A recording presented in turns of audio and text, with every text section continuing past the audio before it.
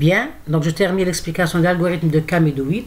Donc on va choisir un des éléments non médoïdes, bien sûr, qu'on va nommer O, et on va essayer de le sélectionner, c'est-à-dire arbitrairement, qu'on appelle, c'est-à-dire O.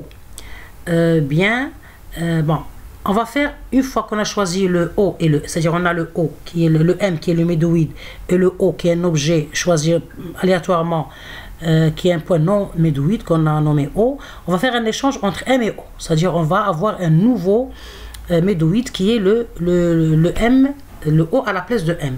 Donc on va associer chaque point de données au médoïde le plus proche.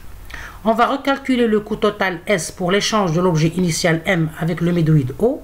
Donc si cet échange de médoïdes est dans l'objectif d'augmenter, bon déjà l'idée de l'échange, pourquoi on va faire cet échange-là, c'est dans l'objectif d'augmenter la qualité du cluster, c'est avoir un bon cluster. Et on a dit avoir un bon cluster, c'est avoir un cluster dont les éléments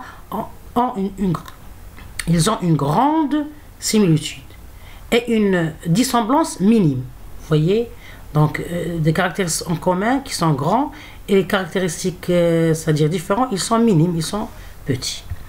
Donc cet échange-là, une fois qu'on va calculer le coût de l'échange, si le coût total est supérieur à celui de l'étape précédente, on va annuler l'échange. Donc il faut que le coût de l'échange soit minimum, c'est-à-dire il se minimise. Si on voit que c'est un coût qui est supérieur au coût de l'échange précédent, de l'itération précédente, on va annuler l'échange. Bien, et on va répéter les étapes de 2 ici jusqu'à 7. Donc on va créer de nouveaux clusters jusqu'à arriver à un test d'arrêt, c'est-à-dire jusqu'à on juge que le clustering ou bien le nombre de clusters obtenus avec leurs éléments, il est acceptable. Vous voyez, donc ça reste toujours, c'est-à-dire une méthode qui est, c'est-à-dire on peut dire approchée, c'est-à-dire elle donne une solution optimale, c'est-à-dire optimale à un certain degré. Bien sûr, on va voir après les inconvénients et les avantages de cette méthode, bien de l'implémentation et l'utilisation de cette méthode dans un problème X. Donc, vous voyez ici que donc déjà j'ai généré mon nuage de points avec les coordonnées X et Y de chaque point, d'accord. Donc, je vais essayer de créer des clusters.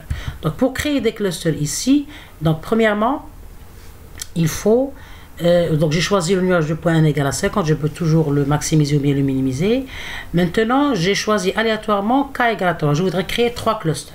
Ok, donc automatiquement, je vais choisir 3 médoïdes. Donc, quel médoïde choisir? C'est-à-dire, quels sont entre ces données-là?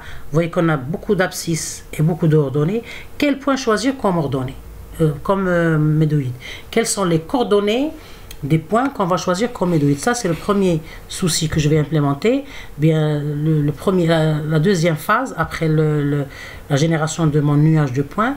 La troisième phase, je vais définir ici une fonction. Ici, je vais, après avoir choisi les coordonnées, je vais définir, vous voyez, l'associé à chaque objet de l'ensemble de données le plus proche médoïde est défini par le mesure donc. Donc, je vais définir ici une fonction. Je vais définir une fonction que je vais appeler fonction coût ou bien distance. Je vais faire distance parce que je vais utiliser, c'est-à-dire une des métriques que je vais utiliser, c'est la métrique que je vais utiliser, c'est la distance euclidienne. Donc maintenant, comment on va calculer cette distance euclidienne? Bien sûr, c'est selon la formule de cette distance euclidienne. Donc ici c'est distance.